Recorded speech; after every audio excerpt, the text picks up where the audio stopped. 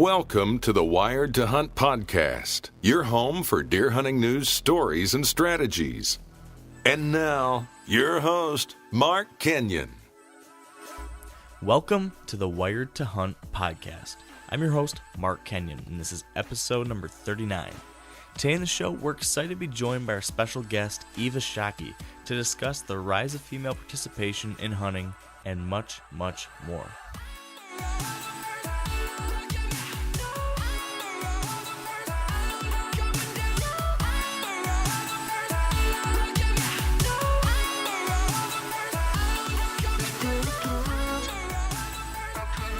All right, welcome to the Wired to Hunt podcast.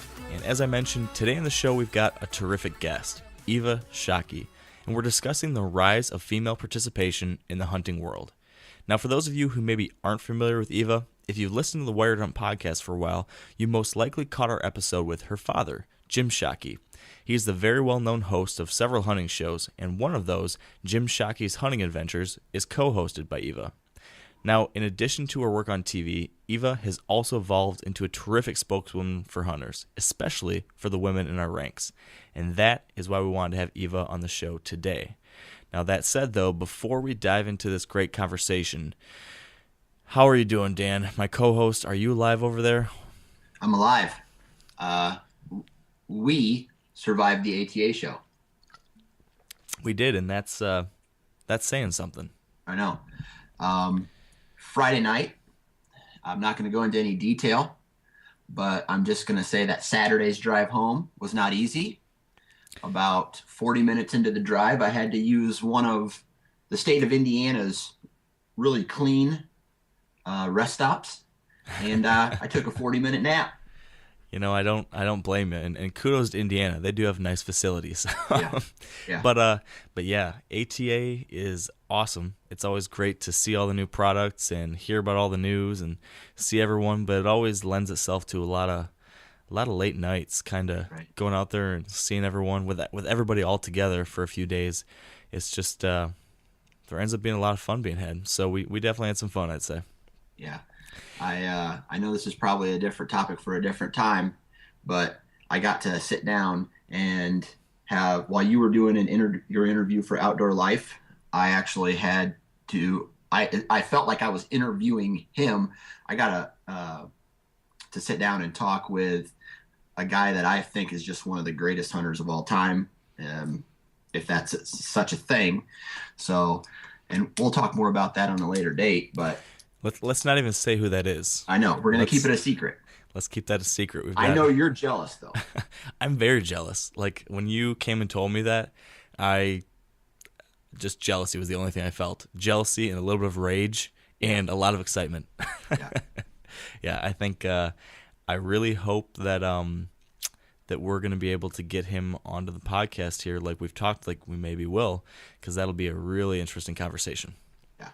So, good things from ATA Show 2015, and now we're moving into a new time of year. Both of our hunting seasons are done, and now it's on to the 2015 hunting season.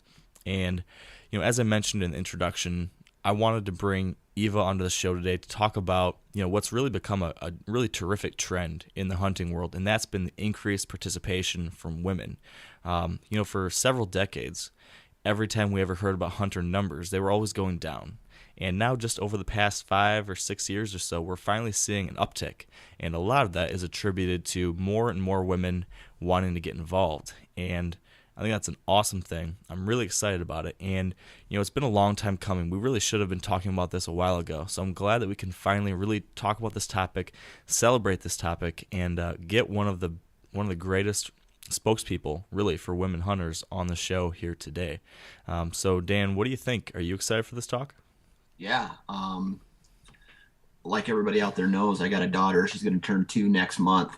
And I just want to pick her brain about, I don't really get to talk to a lot of women about hunting. So, how her dad got her into hunting. So maybe I can emulate that on my daughter and try to get, because I don't want to pressure her and I don't want to make her do anything she doesn't want to do. So I think I'm going to ask her some questions about that. Yeah, that's an awesome idea. Me too. I've got a couple nieces who I hopefully will be taking hunting someday soon, and I need some tips. So far, my whole strategy has been basically just to get them really excited about pictures of bucks. Like from the time they could talk, whenever I passed, was over by one of my mounts on the wall, I'd point at it and say buck. Or whenever I had a hunting magazine out, which I have them all over the house, I'd point at the pictures and say buck. And then I'd start showing the pictures on my cell phone of bucks. And now both of them are like obsessed with seeing pictures of bucks. Like whenever they see me, like, I want to see buck. Let me see bucks. Or my niece Georgia, who's a little bit older now, I think 4. She'll always ask to go in my office, and she wants to sit on my lap and pull up my computer and look through trail camera pictures with me. It's pretty awesome. So that's as far as I've gotten so far with them, but I think that's a good start. Yeah, my daughter has I have my mount downstairs, and I take her downstairs. She has my man cave just recently got turned into a child's playpen, but I still have some stuff hanging on the wall down there. And every time she walks by, she says, "Buck, big buck." Sometimes it sounds like something different because she's still young. Right. And, I don't know whether I should congratulate her or scold her, but yeah, she's learning. She knows Daddy. She knows Daddy has big buck on the wall. That's awesome. That's exciting. I think it's really awesome that now more and more fathers are trying to get their daughters into hunting, and that more and more daughters are interested in that. It's just great for the sport. It's great for our tradition, and it's such a wonderful thing. And it's just sad that for a long period of time, women felt maybe not included in hunting for the past couple decades. And I'm glad that's changing, and I think it's produced a lot of really good things. And this is kind of an interesting couple episodes we had here, because last week, as you know, Dan, we had my wife and my buddy's wife on the podcast talking about what it's like being married to a serious deer hunter. Yep. And now today we're going to talk to Eva, who is a woman and a serious hunter herself, and so we'll get her perspective on things. So I think it's a really interesting yin and yang we're going to have here, and I'm just stoked for this interview. So if you're ready, Dan, I say we should get Eva on the phone, and I think we should start chatting. Yeah, let's get her on. All right, let's do it. All right, here with us on the line is Eva Shockey. Welcome to the show. Thank you very much. Thanks for having me. Yeah, we, as I just mentioned, really appreciate you joining us. Me and Dan just got back from the ATA show a couple days ago, and I know you were there too, and I imagine you were really busy. Is that true? Oh my goodness, the ATA show every year for us is nuts, but this year was just above and beyond anything that possibly could have imagined as far as scheduling. My calendar was booked from every morning. I think I started at 7:30, and I didn't get back to my room before 12 any of the days, and I don't know that I stopped talking for more than 2 minutes throughout the day. So it was great, though. We're happy when it's busy. Oh, wow, that sounds like my worst nightmare. I have, at the show, I'm kind of bouncing around, going to different booths, covering new products, and then I have meetings for business and whatnot, and then a little bit of this kind of here and there in between. And just doing that, I feel like incredibly exhausted after those couple of days. I can't imagine having meetings and scheduled appointments the entire time. So, yeah, it is exhausting, but it's so rewarding and so fulfilling to meet all those wonderful hunters, especially at the ATA show. I mean, they're hardcore bow hunters, which is great because the bow hunters are the most extreme hunters I think that exist anyway. So, and there's a whole big building full of them, and everyone's excited, and everyone's all has the same passion. So for me and my dad, I know I'll speak for him. We love it. Yeah, it's a pretty cool event, that's for sure. What do you think? What do you think was your favorite thing from this ATA show? Whether it was a event or a product or something you got to do, was there anything that really stood out for you? Oh, well, I'm glad you're asking because I actually launched the very first ever that Bowtech's ever done signature bow. It's the Eva Shockey signature series bow from Bowtech, and it's a women's bow that's really high end. So it's the most high end products and technology and cams and everything that you can get on a bow, but it's specifically for women. So that was huge. It's a really big, I think, step for the industry because they don't have anything like that. So for me, I mean, hands down, I was so excited about it. I couldn't tell anyone about it. I couldn't even tell them we're launching something, so I just had to keep my mouth closed, and then we finally got to talk about it at the ATA show. That is awesome. Congrats on that. Thank you very much. Yeah, and I think that's a perfect segue to what we really want to spend a lot of time here talking about with you, and that is, women in the hunting world. And to kick things off, I was curious, a lot of us were familiar with your dad, Jim, and what he's done with his various TV shows. And so I'm curious, can you tell us a little bit about, what it was like growing up as Jim Shockey's daughter and what that process was, how he got you into hunting? Yeah, I mean, I'm sure it's not as exciting as people probably want it to be, as far as I didn't think of him as the Jim Shockey that other people think of him as. Like, I saw him day to day, and he was in my life, and we were very close, and we were a very close family. I didn't think of him as like this guy with the TV show. So if anything, we definitely kept him grounded, because we never let him think we thought he was cool, because he wasn't. I mean, I was a young girl, but if anything, my dad is not cool. And people would tell me he's so cool. I'm like, no way, yeah, right. But eventually, obviously, I got out of those teenage years and stopped for a minute and said, I think my dad actually is really cool. So that's when I started hunting. I really started hunting. I mean, I wanted to try it, but I really wanted to get closer to my dad. I wanted to do what he liked doing and seeing why he was so passionate about this thing that he did my whole life. And it's the minute I started, the first hunt I went on, I was completely hooked. I understand 100% what it was that he loved about it, the feeling, the emotions, the journey, the adventure, all those things. And in the end result, hopefully you're going to have wild game at the end. So I understood more about him. But yeah, he was a great dad. He traveled a lot, and he brought us on a lot of really cool trips that most people don't get to do. And they were weird. I mean, we would do things like take our trailer from BC down to Mexico. It's a 2-week drive, and we'd be in this little pre-94 Mighty Dodge, and we'd drive down, and it's like a 2-seater with the little bucket seats in the back. We drive for 2 weeks in this little truck with this little trailer thing on the back, and we'd go, to every campsite we could find, and just stuff that most people don't do. And it's not glamorous by any means, but it really showed us a lot of the world and showed us to be adventurous, and a whole bunch of, it was just, I'm really grateful to have him. He was just really cool to grow up with. That is awesome. So was there any pressure to maybe get into the family business or to hunt maybe before you were ready?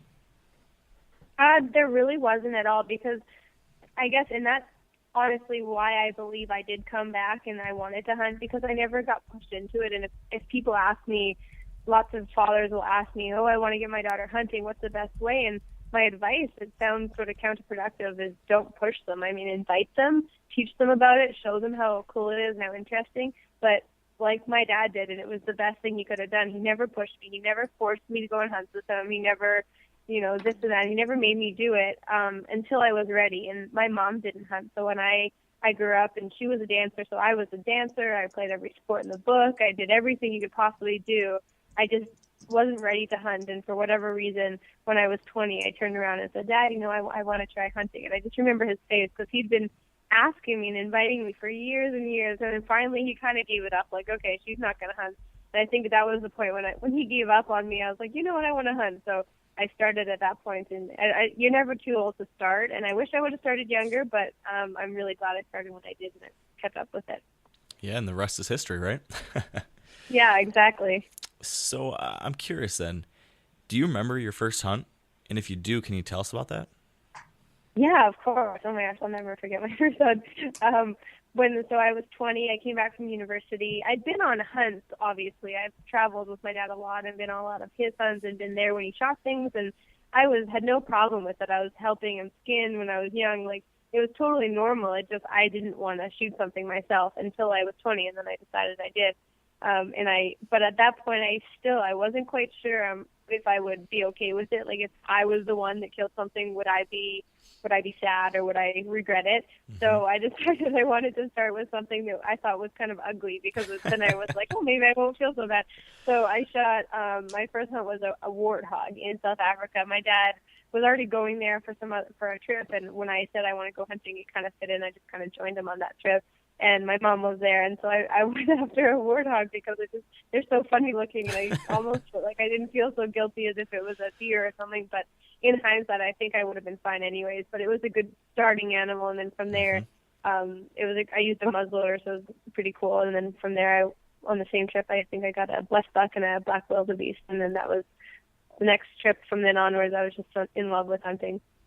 So that moment, you just shot that warthog, your first animal you ever shot and killed, what was that feeling like for you? I mean, I know you've been exposed to it with your dad and your family, but was that a really wild or sad, or what were the emotions you were feeling at that point?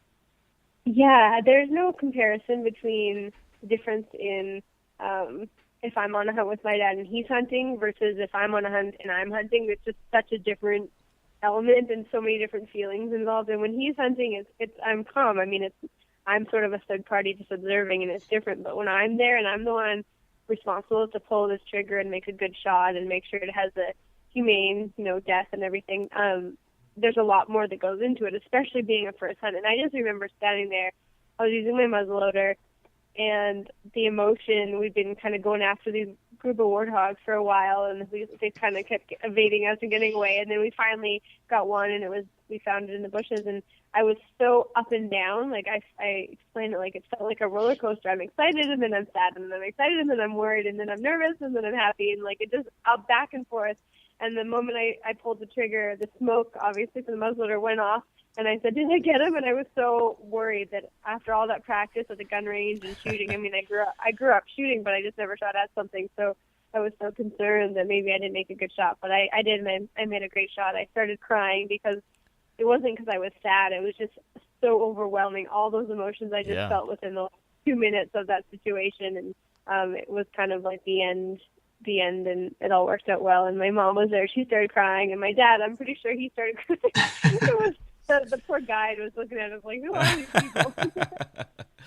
That's what it's all about, though. Those are the kind of memories that I think are what keep us all coming back to hunting for so many years to come, Yeah, for us, I mean, hunting is so wonderful for so many reasons, but I'll always tell anyone that asks, the number one thing about hunting for me that I love is family.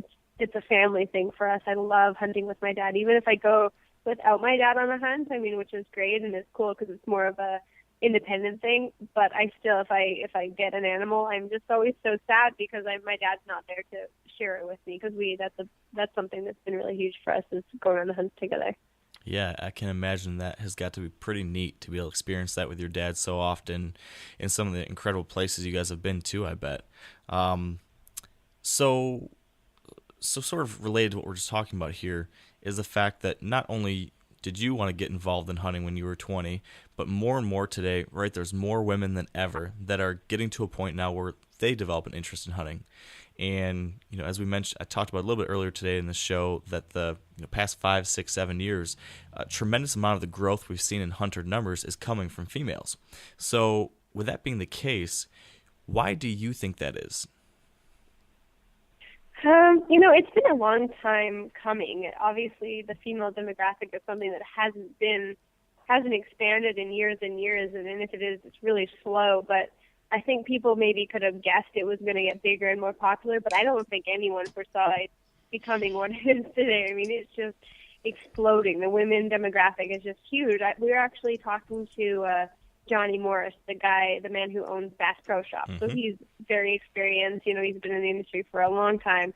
And he told us 10 years ago, 3% of his buyers at Bass Pro Shop were women, and now 30% is. I mean, if you can just imagine how many people buy from Bass Pro Shops, like this is a very big scale that he's talking. Yeah. And 30% of those people are women, and that's absolutely humongous. It's so wonderful for our hunting industry. It's just, I mean, you never saw it coming, but when women are involved, that's going to get their kids involved, because the more women are involved, that, they're saying this is okay to do. We can be hunters. You can be a hunter if you're a girl or a boy or young or old, and that's going to get their kids involved, the next generation. It's just, it's so great for hunting and for the future of hunting. I'm so happy. I'm right in the middle of it. It's a lot of fun. It's great. I 100% agree. It's one of the best developments I think we've seen in the hunting world really ever, right? We've been, like you said, this has been a long time coming. So it's great to see kind of this industry and this kind of brotherhood of men and women finally coming together and making sure that this is happening and that everyone is getting involved. Yeah, and I think the industry is really doing great at it, not only accepting it, but promoting that there's women involved. So all the different companies are really jumping on board and getting women's products, because that's a big thing as well. When I was young, there wasn't a lot of women, first of all, in the hunting industry, but even the women that did, they had to use all the men's stuff. So it was like it wasn't like we women were really the hunters. It was like the women were just tagging along, and they kind of had to use the leftovers, like the hand-me-down sort of thing. And now, I mean, you look, there's women's bows. There's Under Armour has their women's line, which is amazing. There's women's guns that are fit for women, smaller, lighter. There's, everything. There's Yeti coolers makes pink coolers, which are, I mean, not everyone likes pink, but it's just nice that there's different options now. Yeah, It's not I think just I think Dan the really likes those traditional too. bow colors. Yeah. I love pink coolers. I'm sure, yeah. Tim was trying to steal mine, my fiance, but I told him it was mine. He couldn't have it. It doesn't matter what color it is as long as it keeps the beer cold. Or the fish or whatever. Yeah, Exactly. What do they say? Wildly stronger keeps ice longer, I think is what Ice that's the longer, line, yeah. right? Yeah, it's actually crazy. I mean, we live right in Florida, and we were here in the summer, and I have a handful of the coolers, which is so awesome. We have them on our boat and stuff, and it's amazing. I mean, I'm melting. It's 1,000,000 degrees outside, and I open the cooler, and it's still, everything's freezing. I'm like, this is amazing. I don't know how they make those things, but I want to just crawl inside in the summer in Florida. All right, for those women who may be on the fence, let's say their husband hunts or their father hunts, that recently haven't showed any interest in the past, is there a tipping point or any piece of advice or something you'd like to share with them on why they should give hunting a try? Yeah, it's different for everyone, obviously, and they all have their own reasons why they do or don't hunt. Like my mom doesn't hunt because, she says there's enough meat in our freezers. We don't need to have another person shooting animals, and that's true. I mean, we're fine. We don't need it. But a lot of people have other reasons, whatever they are. But my biggest suggestion is just, get out there and try it. You don't need to shoot something. You don't need to be the one to pull the trigger, but go enjoy the adventure of the hunt and the journey, because that's what hunters love. I mean, we love being in the outdoors. We love the fresh air. We love all the space and the quiet. And I think people that don't hunt, they don't quite realize hunters don't just go walk into the woods, shoot something and laugh and then, go home. They go for the whole adventure of it and all the different aspects. And the killing is a very small part of what hunting is. It's just part of it. But there's all the other great things that maybe people that don't hunt aren't aware of. And if they gave it a try, they'd realize there's so many great things involved with it. And, in that sense, also, if you can go for women that aren't sure if they want to shoot something yet, go to a bow range and practice shooting a bow, or join an archery club and they provide the bows you can shoot, or go to a gun range. And I'm sure a lot of people at the gun range will be happy to show a new hunter or a new shooter how to shoot a gun and lend them something to try at the range. And, hunters are friendly, wonderful, warm people, and it's just a great industry or a great hobby, whatever it is, to be part of. So I encourage you to at least give it a try. Yeah, I think something you said a little bit earlier was something I've seen too with my wife, in that when you mentioned that you weren't sure if you could hunt a deer or moose or something first, but a warthog, because it was kind of ugly, might be a little bit easier to kind of test the waters with. My wife said the same thing. I've always, encouraged her if she ever was interested. I would love to take her out. And she was always like, I don't know if I could do it. I don't know if I could do it. And then finally one day I was going turkey hunting, and she's like, you know what?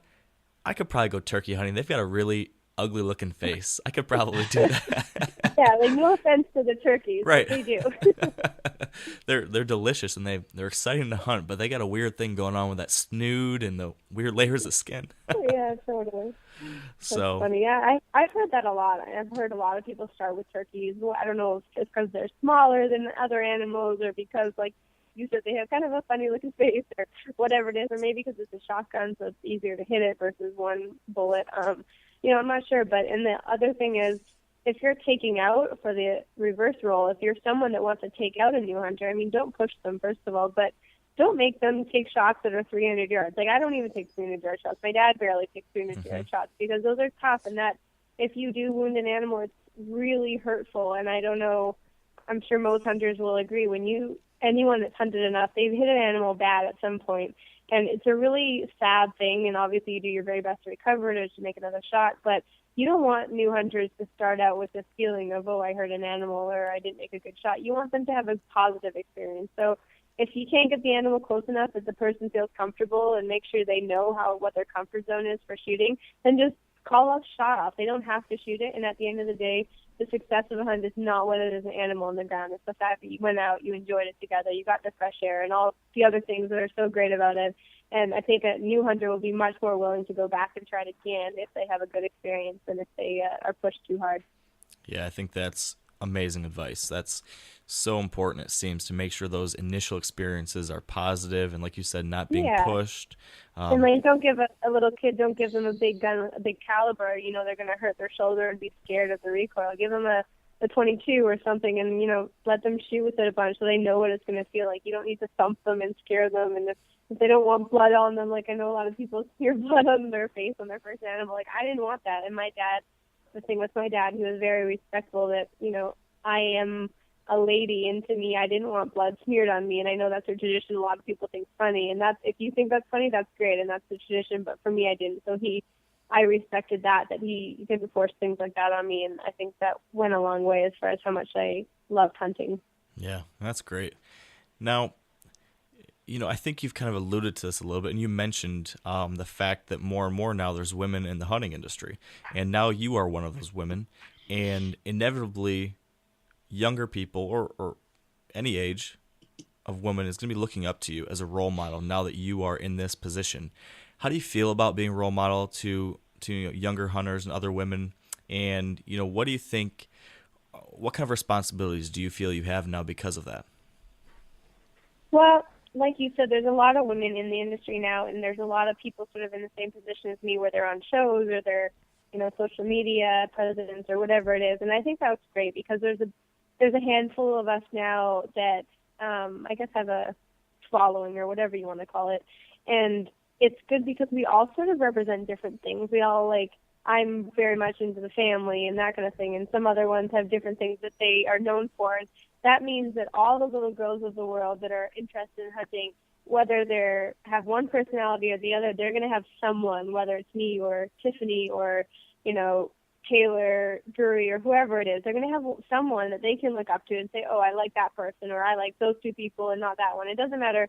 I don't care if they don't like me, but the fact that they have options of who they can look up to and see as good representatives of the hunting industry, that's perfect. So being, I guess, in the public eye, I've known from the beginning, your decisions you make and the actions you do and, you know, how you present yourself and how you represent what you stand for, it makes a big impact. You can impact people's lives. And there's, whether it's 1,000 girls or 5,000 little girls or 30,000 little girls, whatever it is that they're following me on Facebook, whether they're using their parents' Facebook account and their dad showing them pictures, that means a lot to me. So I take it seriously. I definitely don't take it lightly and think I can just do whatever I want and not care about it. Like when I make decisions or when I post things, I'm very aware that there's all these little eyeballs watching me, like, what's she going to do? What's she going to do? And it's a cool thing to have, but it's also a lot of pressure because I'm semi-responsible for these little girls, whether they are going to turn into hunters or whether they're going to say, oh, I don't like hunting. I don't like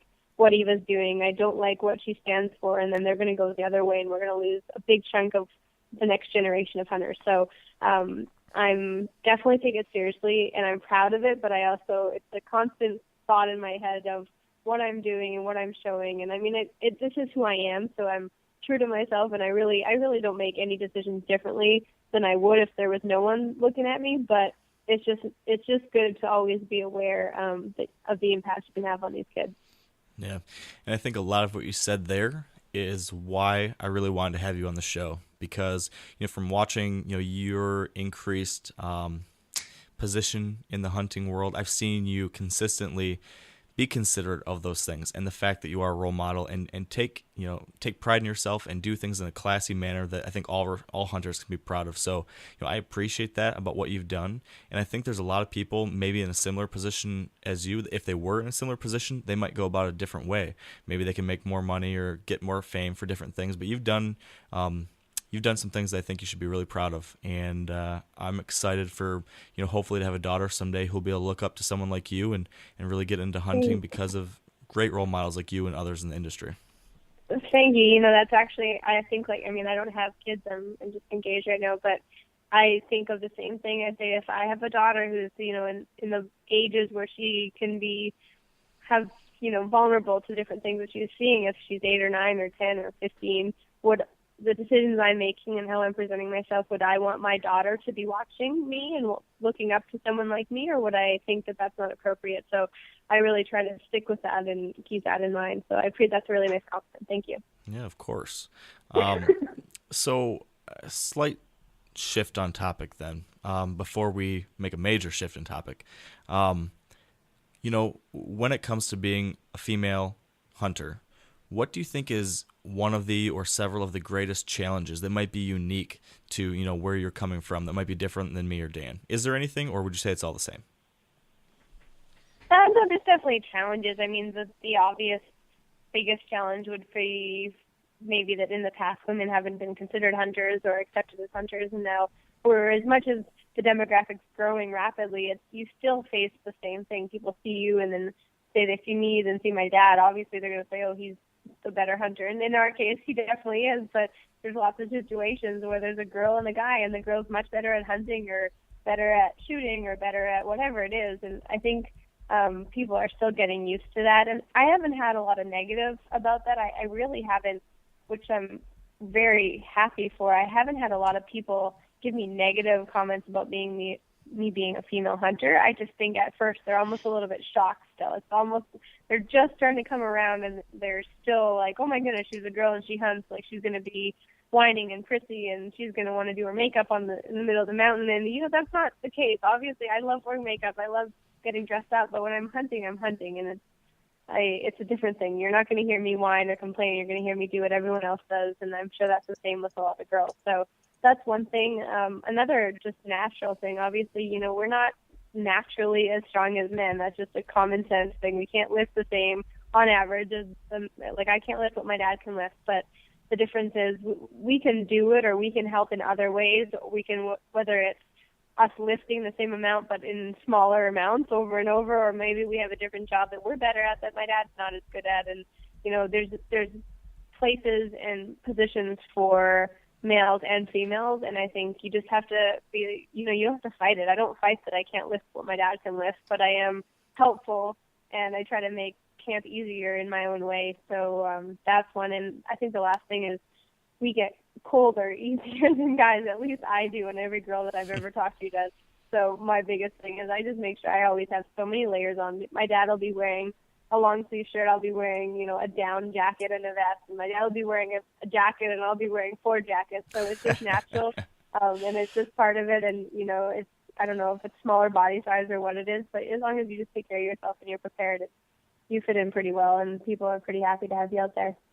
That's great. No, that's interesting to hear, and good for me and Dan to hear too, as we think about what challenges there might be for for Dan's daughter or my future daughter.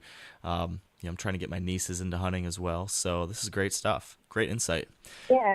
Yeah, it's nice also if you're trying to get people in, help them find someone to follow, help them find someone, whether it's me or whether it's Tiffany or whether Nicole, whoever it is that you think that they would be interested in, like show them their Facebook pages. Maybe they're too young to have Facebook, but just share pictures and show, well, this girl, like a lot of little girls I know, they're scared, kind of like I was when I was younger.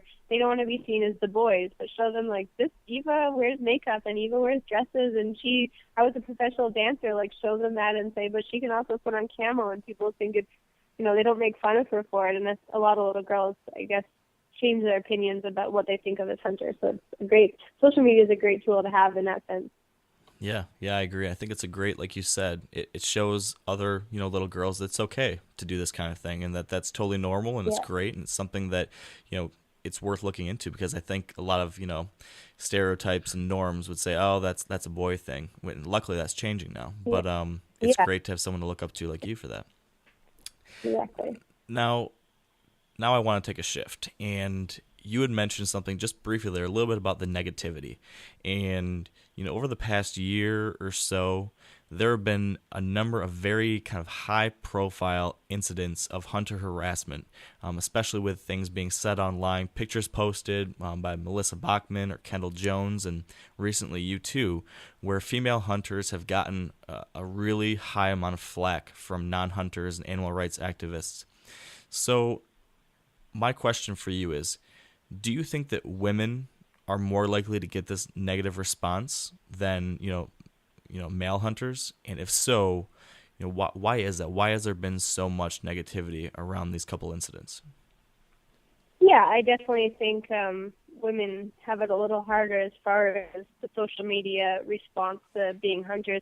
And I don't think it's really some big, brilliant reason. I think it's just there's the anti-hunters, and they've been against hunting for so many years, and they claim that, they want love and peace and love thy neighbor and love everybody and love animals. But then they come on and they attack us really aggressively and very much hypocritically to what they stand for, what they claim they stand for. So you see that. And at first, if you get attacked like that, and I don't know if you have been or if people listening have been, but you get those attacks and you go immediately, your first response is to say, oh my gosh, what a horrible person this anti-hunter is.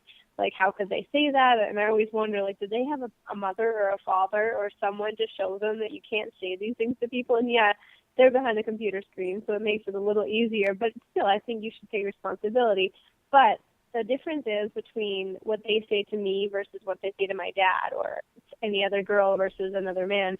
I think they see him in almost like, no offense to my dad, but like a lost cause. He's a hunter. He's always going to be a hunter. He's a middle-aged man, redneck, whatever. They see that and they say, that's what we think of as stereotypical hunters, so we're just not going to care about that. But then they see someone like me or Melissa or Kendall Jones, and they say, well, that's not a hunter. Like, how is this person can't be a hunter? This opens up a whole other world of potential demographic for new hunters, and I think it scares the anti-hunters. It just gives them fear for what they stand for and what they think is right, which obviously is not. If they really understood hunting, I think they would change their mind. But they see all the girls and they get fearful that maybe that's going to open up another world of future hunters and potential hunters, and that is bad, obviously, for what they think, what they stand for. So they attack us as much as they possibly can. They get all their friends to come attack us, and I always say to people that ask if it's if it's so horrible, and yeah, it's horrible. It's really rude, and it makes me sad that these people are stooping to that level to say things like that to me. But at the end of the day, if I'm going to have 5,000 horrible comments, but I'm going to have 20,000 great comments in support of hunters and people that are promoting hunting and sharing hunting to their friends, I have no problem taking the heat, because I know that in the long run, it's the positive people and the hunters that are really benefiting from it, and they're more active and they're more proud in promoting what they believe in, and that's just it's great for hunting. So it's it's no fun, but it's worth it. Yeah, and it's obviously horrible that this stuff is said and that these things become such a media madhouse with all this attention. But I'm glad that some people can handle it like you've been able to handle it, because really I feel so strongly that these types of incidents really they sway a lot of people's opinions, and they get people thinking about these things. And unfortunately, hunting in America or Canada or wherever it might be, even though it should be, it really isn't a right. In the end, it's a privilege given to us by, the state and the government, and really that that privilege is given to us by the voters. And right now, something like 87% of people out there aren't hunters. So if that public opinion, if those people all of a sudden decided no, hunting isn't okay, all of a sudden they could vote against what we believe in, and we could lose that privilege to hunt. And so that public opinion, whether you like it or not, is important. And I think that when these conversations start being had and they're put up there on Fox News or CNN, and people start debating these things, I am just so thankful that you're the person who's talking about that, or someone else, and not not the stereotypical hunter that everyone likes to imagine a hunter is like, who is doing the things that some of the anti-hunters like to claim we all do. But it's something that's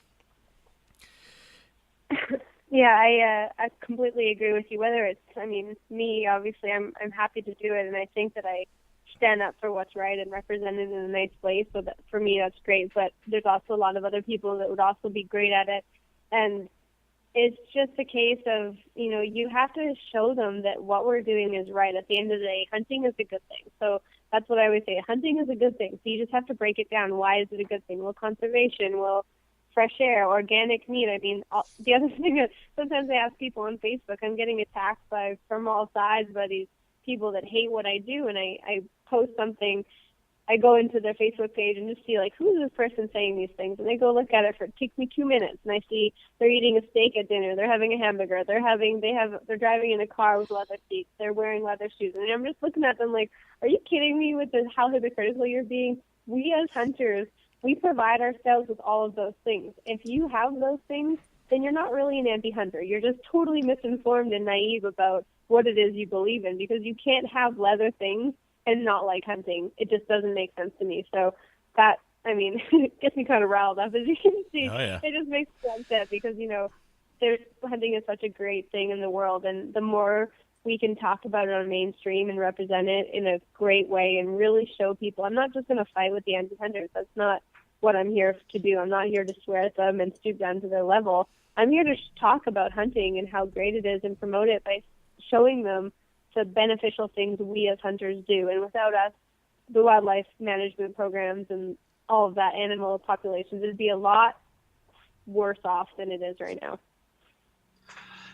So, and you mentioned briefly on this a little bit earlier about social media, and you have a gigantic following. You have like over 700,000 friends or whatever on Facebook. You have over 50,000 Twitter followers.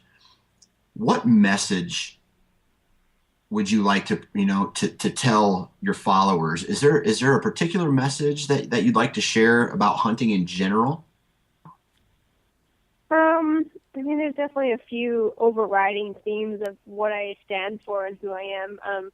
Hunting, like I said, hunting is a good thing. I try to show them that I don't just hunt to kill something. I hunt, first of all and foremost, for me, it's family. So that's something that hunters as a whole, we stand for family. We have the basis and the quality of life that we enjoy promoting. Family is a great thing. I mean, the world today maybe doesn't. The marriage or the divorce rate, is so high, and Hollywood doesn't really support family and every other, so many industries. But hunting is different. The hunting industry really supports and stands behind the importance of family. So for me, that's something I try to share with everybody on social media. Obviously, the natural element of hunting that, you can go to the grocery store and buy a steak that has hormones and pesticides and everything else in it, or you can go and sit in a tree stand, have this wonderful experience, be in the fresh air, turn off your cell phone and your computer and your whatever else for the afternoon, and end up shooting something and getting it,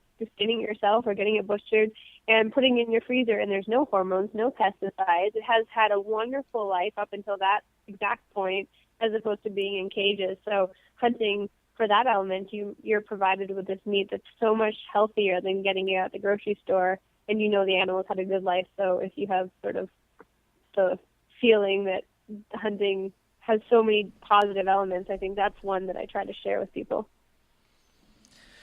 I think those are such important things for all of us to remember. Like you said, hunting is a good thing, and I think it's important for us to be able to effectively communicate that with people when they start asking us questions about these things, Yeah, I mean, if you get attacked, you need to have responses, and it took me a while to really get a full grasp, and that's probably why I didn't hunt, because I didn't really understand the concept of this animal is going to go into my freezer, and the money from the tag on this animal is going to go back into wildlife management, and all those things, they're so great, and once you understand that, it's pretty hard to argue against hunting, because it just, it doesn't, what you're trying to say, it doesn't make any sense when you know all those elements. Yeah. So kind of tying into something we were just talking about a minute ago and to this right here, every time that we have a conversation with someone on the fence about hunting or someone who's, against hunting, we're kind of fighting this tiny little teeter-totter of a battle where we might be able to change, someone's opinion or a family's opinion or, however many other people that one person might touch. Every single interaction we have with someone who's on the fence about hunting, it's important. And so it's important to understand the things you just mentioned there about why hunting is good, and then B, to represent ourselves and conduct ourselves in a way that positively shines on hunting, so that when they say, hey, the way that person acts or the way that person hunts or the way that person talks about hunting, that looks like a pretty good thing. I could get behind that. And then number 3, finally tying into what you've had to deal with, Eva, being handling the harassment and negativity. It's how you handle that. So we've kind of walked around the subject a little bit, and you've mentioned a few things, but I want to make sure we touch on it directly. For a young girl out there, let's say, who's getting into hunting, maybe she's in high school and she's gotten into hunting, and now all of a sudden some people find out she's shot a deer, and she starts getting harassed about it, and people are giving her a really hard time because you're not supposed to hunt, or that's a horrible thing, or whatever it might be. What would your advice be to that young girl or woman who's dealing with this for the first time? Is there anything else specifically you would say that they should be keeping in mind, that they should factor in when dealing with that? Yeah, just stand by what you believe, and if you're a hunter, you're a hunter, and if you're hunting, it's because you understand why it's good. You understand all the positive elements, and if you don't, if you just started hunting and you're still a little confused, just go online, go on websites, and go on SCI or NRA or whatever other websites as well, Turkey Foundation, anything. They have so many great stats and information, whether it's for yourself just to know, or whether it's something that you want to have in your pocket when an anti-hunter comes up and says, you shouldn't do what you do, and you know that you should do what you do, but you're not quite sure how to put it into words. That's a great way. I actually should go brush up, because it's great to have those stats to really show, I'm right. I'm not just pulling this out of nowhere. Like, these are real numbers, and come back at me and tell me you don't like hunting when you have your own numbers that prove otherwise, because you're not going to find them. They just don't exist. And the other thing is, I think is important as well. Being a hunter is a great thing, but I don't post it on Facebook for shock value. I'm not going to post it for attention as far as I want to shock people and just have them say, oh my goodness, what's going on? Like blood everywhere and guts. And yeah, blood is part of it, and gutting an animal is part of a hunt, but you don't have to publish that. If you want to, you're welcome to, but the thing is, you want to keep it respectful. When people don't like hunting, or maybe they don't mind hunting, but they don't want to see that, you just have to respect that a little bit and show. When we post pictures, you'll never see a picture on our pages or on our TV show, even as much as we can help it. We won't have blood showing. We won't have their tongue sticking out. We want to show respect to this animal, because it's not just some random thing we shoot and walk by and don't care about. There's a huge amount of respect for the animals that we do hunt, and they gave their lives for us, and we get to enjoy their meat for the rest of the year of the season. So we try to show them with respect, and in return, people that maybe are on the fence about hunting or don't like hunting, they give a little more respect back to us, because they know, we're not being rude. We're not sitting on the animals or standing on the animals. This is a real live thing, and it's very important to us. So that's another thing. Just try to keep that respect level up, and then stand by what you believe. Yeah, that is huge. And again, I think all these things are all really closely tied in together. That, like you said, is such a representation that when someone sees these pictures we post on social media, they're going to make judgment calls based on that. And if we aren't careful about what we put out there, the wrong judgment could be made.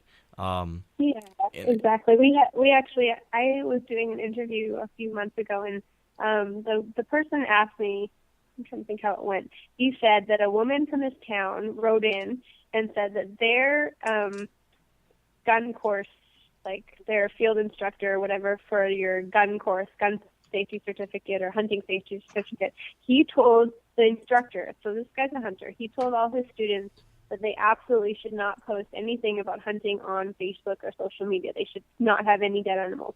And the interview I was doing asked me what my opinion was, and I think that's absolutely completely wrong. I don't think that man was right in any way to tell his students that. I understand his reasoning. He was trying not to get his young students, in trouble or get them to have controversy.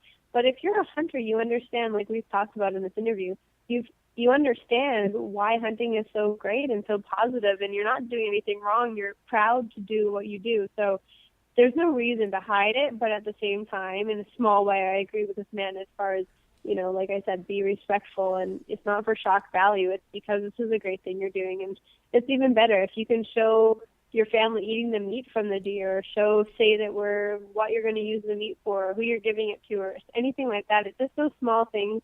They represent us as hunters as a whole, and you have to remember, whether you're me and have all these people on Facebook, or whether you're Joe from next door who has 5 people on Facebook, every one of us represents hunters as a group, and if we want the future of hunting, like you said, it's not a right. It's sort of something that we're given by the government currently, which is a little bit upsetting. But if you want to keep that going and keep the future of hunting strong, you have to know that everything you put out there as a hunter is going to reflect back on us hunters. So don't go drinking beer in the woods and shooting animals. That's not what we do. We have ethics and morals, and we have highly regulated hunting seasons, and all of that is really important that people know that and that we follow the rules. Absolutely. And I think something that you had mentioned there ties into, ironically enough, something that I heard your dad talk about on the Joe Rogan Experience podcast, which is a great interview he did there a month or two ago. And it was actually I'm planning on writing an article about this whole topic because I've got some thoughts on it too. But I'm curious to hear your perspective, and I think it ties into what you just said there. But when it comes to photos on Facebook or Twitter or whatever it might be, it seems in a lot of cases that non-hunters, when they see photos of someone next to a dead animal and we're smiling, the act of smiling next to a dead animal, that seems to be really off-putting to a lot of people. And I guess from an outside perspective, maybe I can see that, but from an inside perspective, I understand there's a lot more going on there. That is why we're smiling in that picture. But I'm curious for you, what are your thoughts on that, and how do you explain that to a non-hunter? Well, I understand the concept behind it. I understand it looks a little weird for an anti-hunter to see someone with a dead animal smiling when I don't know what they think we should be doing. I don't know if they want us to post it crying. I'm not sure what would make them happy. I can't help it. The thing is, as hunters, you work hard for those animals. You put in the hours, you put in the practice if you're shooting or bow hunting or whatever. You obviously put a lot of money into it for the tags and for the products and for the gear that you need to. Hunting's not a cheap thing to do, but when you work hard and you do all those things and everything comes together, and sometimes it doesn't, but sometimes it does if you're lucky, and you get this animal, the basis behind it is what we've talked about, that it's a great thing. Hunting is a great thing, and the fact that you actually got an animal after working hard is, cherry on top. So when you're posting a picture, I guess it goes back to smiling in a picture. It's still, you're still being respectful. You're proud of what you accomplished. You're proud that all the things you believe in all came together, and it's sitting there in front of you, and that meat is something you get to eat. You don't see anti-hunters in a grocery store buying steak crying. It's just not, it doesn't make any sense because it doesn't, it's just sort of, it almost doesn't make sense to me that they would care about that. But, it just, when you understand all the things and all the reasons why you hunt and you're proud to be a hunter, I'm so proud to be a hunter. Anyone in the world can ask me if they have a gun to my head and ask me if I'm proud to be a hunter. I'm going to say yes because I am. So I don't see why having a photo smiling, that's just showing you that you're proud and you're doing the right thing. So in that sense, I think they just need to stop looking at our pictures maybe. True. All right. So I have a question, and this is really not related, but me and Mark are obsessed when it comes to deer season opening day. And I remember this year we were texting back and forth at like midnight, 1 o'clock. Are you pumped? Yeah, I'm pumped, and all this stuff. Are you as obsessed as we are? And what season, what animal gets you the most excited? Oh my gosh, totally as obsessed. The worst part is we have so many people in our company that are all involved. So whether it's camera guys or whether it's someone at our hunting area that they're putting out bait, or whether they're checking the stealth cams or whatever it is, there always seems to be some kind of season in our company that's happening.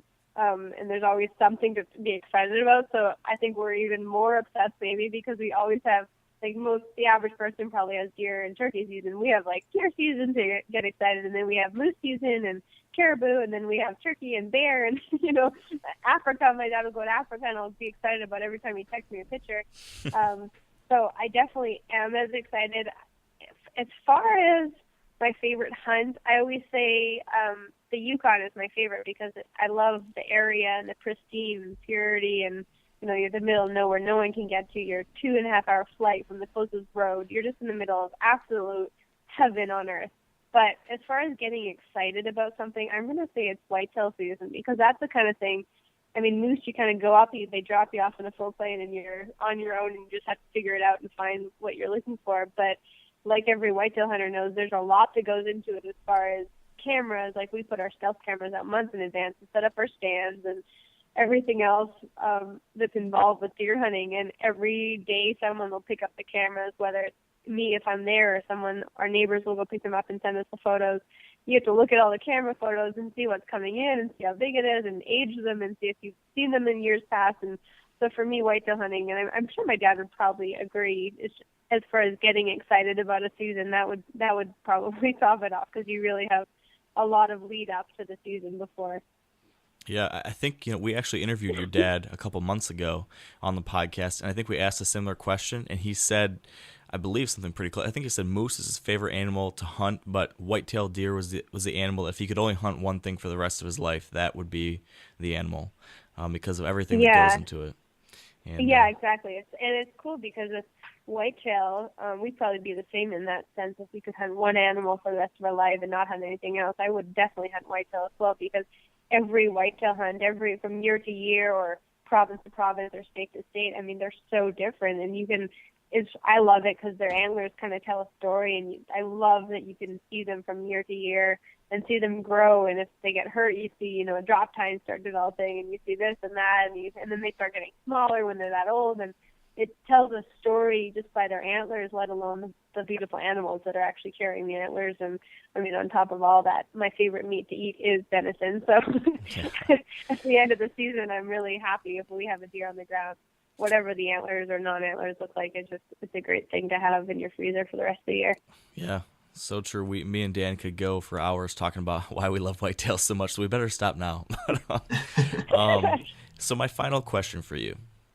You mentioned at the beginning of the show that you recently had your own bow, announced by Bowtech, and things are going great for you with, your show with your dad and whatnot. But is there ever going to be plans to have your own show in the future? It's funny you ask that, because yes, I mean there has been plans for that probably for about 5 years now. Since I started, it's always been a discussion. We've gone back and forth with Outdoor Channel, and I'm not really sure how much I'm allowed to talk about, but there definitely is. It's more been, it hasn't been that we couldn't make it happen, because obviously we have the editors and we have the opportunity to do that. It's just my dad, which I have huge respect for him, he's been really careful in helping me sort of maneuver my way in the industry. And, he's been a great role model, first of all, but he knows that you can't just jump in and expect it to go great. You have to make small decisions, and every small decision leads to the next slightly bigger decision and a slightly bigger decision. And the roles I've taken and the jobs I've taken and the companies I've represented, I mean, those are all carefully thought out, because we know that every decision I make is going to affect the future. So we haven't jumped in for me to do my own show at this point, but I will tell you that it's definitely getting a lot closer, and I'm sure it will be something that will be happening in the near future. That's exciting news. And I'm glad that you were able to tell us that too. I know there will be a lot of people excited to see that whenever that comes down the pipeline. Hopefully Outdoor Channel's not listening, because I'm not really sure what I was allowed to say that, but sorry, Outdoor Channel, if you're listening. I'll do my best to make sure they don't hear it, but I don't think I'll have much luck. Well, Eva, this has been an awesome conversation. I think it's something we haven't been able to talk about yet in the podcast over the past year, but it's such an important topic. So I appreciate you being with us here to have this conversation, to talk about these important things, and to do it in such a great way. I think, again, I said it before, but we appreciate the way that you represent hunters and females in hunting. So thank you for that. And then also, for those that want to keep up to date on your latest hunting adventures, or want to learn more about Jim Shockey's hunting adventures or anything like that, where can they go to get that information online? There's a lot of places now, actually, thanks to social media. We have the best place for us probably would be Facebook, so it's facebook.com, and if you want me, it's /Eva Shockey fan page, and if you want my dad's page, it's /Jim Shockey fan page, and then we're both on Instagram and Twitter. The best way is just Instagram.com/Eva Shockey or Twitter.com/Eva Shockey. There's not a lot of Eva Shockeys out there, so I kind of got my dibs on my name, and I'm the one person that gets my actual name and doesn't have to put 1111 beside it or something. You didn't have to pay $20,000 to get that, or convince Twitter to give it to you? Exactly.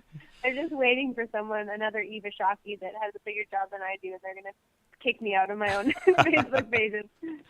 Well, I hope it doesn't happen. But thank you again. This has been awesome, and best of luck with everything this coming year. Thank you. It's been great. You guys, it's awesome to hear you guys that are so excited about hunting and care so much about the future of it. So anytime you guys want me on here, I'm yours. Awesome. Well, we might take you up on that. Perfect. All right. Bye-bye now, Eva. Thanks a lot. Thanks. Bye-bye. All right. Well, I think that's going to be it for us today. And I thought this was a really cool conversation, and I hope you guys did too. That said, for show notes and links from today's episode, visit wiredtohunt.com/episode 39. And if you haven't done so already, make sure you subscribe to the Wired to Hunt podcast on iTunes, the Apple Podcast app, or the Stitcher app, so you can get all of your future episodes downloaded right to your phone or tablet. It's by far the best way to get your podcasts.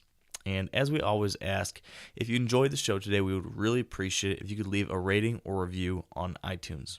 Now, as always, we'd also like to thank our partners who help make this show possible. So big thanks to Sitka Gear, Trophy Ridge, Bear Archery, Redneck Blinds, Carbon Express Arrows, Huntsoft, Lacrosse Boots, Big & J Long Range Attractants, and the Whitetail Institute of North America. And finally, thank you all for being with us here today. If your hunting season isn't over yet, good luck in these final hunts. And if it is over, well, it's time to start working towards the next one. So keep after it and stay wired to hunt.